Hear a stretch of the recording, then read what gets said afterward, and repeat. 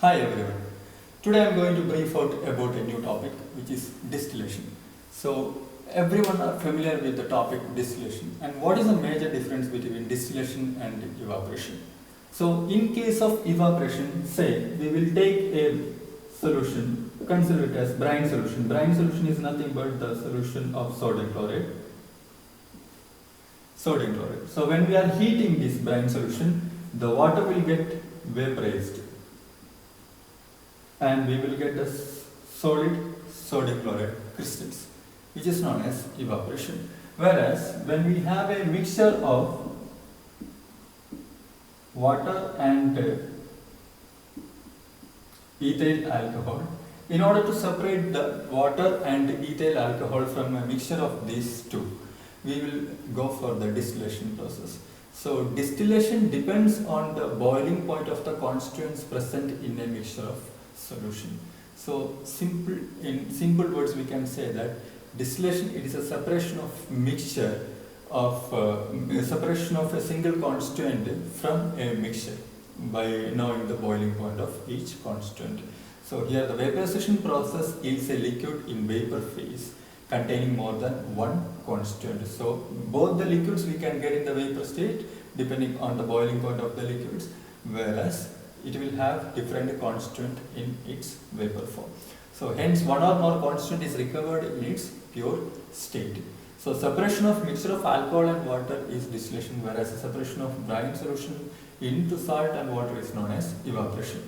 So the basic requirement for a separation of component by distillation is that the composition of the vapor be different from the composition of the liquid with which it is in equilibrium. Like when we have a mixture of water and ethyl alcohol, during the distillation process, the vapor which is produced here should have different composition with that of the liquid present in the chamber or present in the mixture. So distillation can never yield a component in pure form. So completely 100% pure component cannot be yielded by this distillation process. So in order to explain the distillation, we have to consider vapor-liquid equilibrium. It is a significant data in distillation where an equilibrium between the liquid and the vapor phase of the system is subjected to distillation. So vapor-liquid equilibrium data is useful for determining how liquid mixtures will separate. So vapor-liquid equilibrium data will be different for the different mixtures which is undergoing distillation process. So because the liquids have different boiling points, one liquid will boil into a vapor and rise in the column, while the other will stay as a liquid and drain through the unit. So when we are conducting the distillation process in this chamber, here one which is having lower boiling point will be converted into vapor state, but the other one will be drained through the bottom of the container.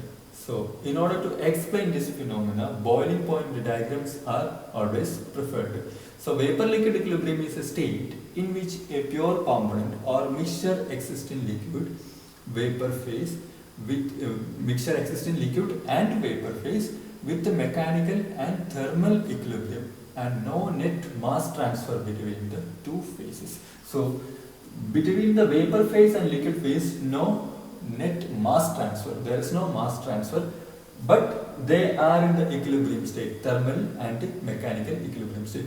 So vapor and liquids are separated by gravity and heat. And the liquid mixture is inserted into the system which is put into a vacuum state with a vacuum pump. So vacuum is created before starting the distillation process. And the vapor is condensed and returned to mix with the liquid, which is then passed back to the boiling chamber. So differences in the boiling point results in some separation of the mixture. So I was talking about the boiling point diagrams. At constant pressure, how we can consider this boiling point diagrams? So in case of boiling point diagrams, we will consider concentration of any one of the constituent in terms of mole fraction in the x-axis and temperature in degrees Celsius or in Kelvin scale in the y-axis. So let this be the concentration of A, or it can be the mole fraction, concentration in terms of mole fraction, which is starting from 0.0, 0.2, 0.4, 0.6, 0.8 and 1. And here temperature we can take in the y-axis in terms of degrees Celsius, which is starting from 10, 20 or up to 100 we can consider here 100 degrees Celsius. Then when we are drawing a boiling point diagram, we can get diagrams like this. Whereas this upper curve is known as dew point curve.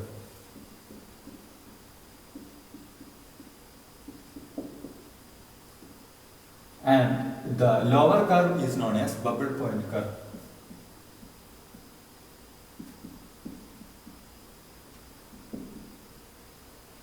Which means that below this lower curve, the system exists in liquid state, and above this upper curve, the system exists in vapor state. And here in this region, where below the upper curve and above the lower curve, we will have the liquid and vapor state. So above the upper curve, it is in vapor state, below the lower curve, liquid state, and in between both the curves exist both in liquid and vapor form.